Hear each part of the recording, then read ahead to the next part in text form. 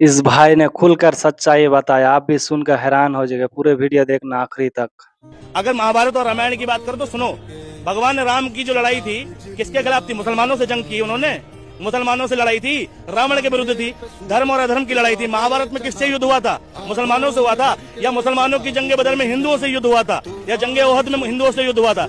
जब मुसलमानों की किताब में कोई झगड़ा हिंदुओं से नहीं था, हिंदुओं की किताब में कोई झगड़ा मुसलमानों से नहीं था, फिर देश में हिंदू मुस्लिम क्यों कौन कर रहा है? मंदिर मस्जिद के नाम पे कौन कर रहा है? राजनीति तो करा रही है, देश का पॉलिटिकल सिस्टम ही तो करा रहा है, देश के बड़े बड़े नेता ही तो करा रहे हैं। हिंदू की किसी धर्म के ग्रंथ में किताब में उठा के देख लेना, कहीं पर दूर दूर तक नहीं मिलेगा कि मुसलमानों का आक्रमण हुआ, मुसलमान ने श्री कृष्ण से युद्ध किया, अर्जुन से युद्ध किया, ये किया वो किया। भाई अंगूठा काटा एकलव्य का द्रोणाचार्य ने, था कोई मुसलमान?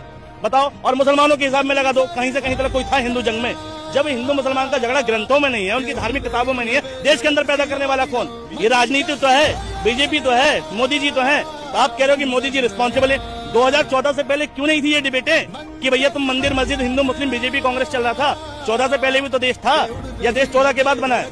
देश बड़ा होता है किसी भी नेता से, और नरेंद्र मोदी जी से बहुत बड़ा है देश।